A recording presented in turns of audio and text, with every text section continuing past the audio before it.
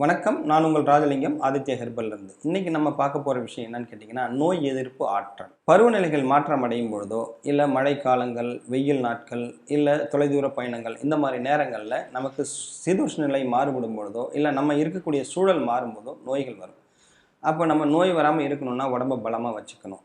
இப்போ பார்த்தீங்கன்னா, இப்போ சீன தேசத்துலலாம் பார்த்தீங்கன்னா மருந்து கிடையாது. அவங்க நிறைய உணவு முறைகள்லேயே இதை சரி பண்ணுவாங்க. இங்கேயும் அந்த பழக்கம் இருந்துச்சு. காலப்போக்கில் அதை நம்ம மறந்துட்டோம். அதனால் இப்போ நம்ம இந்த நோய் எதிர்ப்பு சக்திக்கான ஒரு சூப் செய்கிறது எப்படின்னு பார்க்க போகிறோம். அந்த சூப்புக்கு தேவையான பொருட்கள் என்ன அப்படின்னு பார்த்தீங்கன்னா, சன்னல் லவங்க பட்டைன்னு சொல்லுவாங்க. இது நம்ம பிரியாணியெல்லாம் போடுவோம் இல்லைங்களா? இந்த சன்னல் லவங்க பட்டை ஒரு 1.5 ஸ்டிக்கு, அது குச்சி குச்சாக வரும். ஒரு 1.5 ஸ்டிக்கு எடுத்துக்கணும்.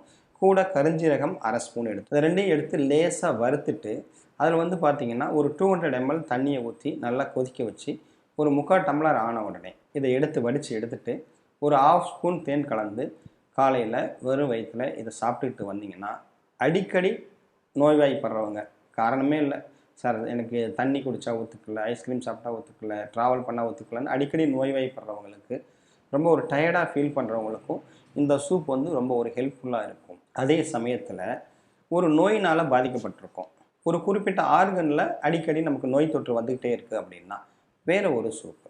அதற்கு தேவையான பொருட்கள் என்னன்னு பார்த்தீங்கன்னா, கருந்துளசி இருக்குது இல்லைங்களா? இது ஒரு 15 ஒரு 20 இலை எடுத்துக்கோங்க. கூட குறுமிளகு ஒரு 4 5 எடு, இஞ்சி, தோல் சீவின இஞ்சி ஒரு ஸ்கொயர் இன்ச்சுன்னு சொல்லுவாங்க, ஒரு விரல் அளவு தோல் நீக்கிட்டு அதை தட்டி எடுத்துக்கணும். இதை 3ஐயும் 200 ml தண்ணியில் போட்டு நல்லா கொதிக்க வச்சு, இது ஒரு 75 ml ஆகும்போது வடிகட்டி எடுத்துட்டு, அதில் ஒரு 1/2 ஸ்பூன் தேன் கலந்து இதை காலையில் வெறும் வயிற்றில் காலை மாலை 2 வேளையுமே குடிக்கலாம். குடிச்சிக்கிட்டு வந்தீங்கன்னா, ஒரு குறிப்பிட்ட நோயினால் பாதிக்கப்பட்டிருக்கும் போதோ, இல்லை ஒரு குறிப்பிட்ட உறுப்பில் அடிக்கடி நோய் தொற்று வரும்போதோ, அவங்க இதை தொடர்ந்து சாப்பிட்டுட்டு வந்தாங்கன்னா அவங்களுக்கு இந்த நோய் தொற்றுலேருந்து விடுதலை கிடைக்கிறதுக்கான வாய்ப்புகள் இருக்குது. இந்த 2 சூப்பில் எந்த சூழ்நிலையில் நீங்கள் இருக்கீங்கன்னு பார்த்து, அந்த சூப்பை நீங்கள் எடுத்துகிட்டு இருக்க மருந்தோட, உங்கள் மருத்துவரோட ஆலோசனையோட இதையும் சேர்த்து நீங்கள் எடுத்துகிட்டு வரும்போது சீக்கிரமே நோயும் தீரும்.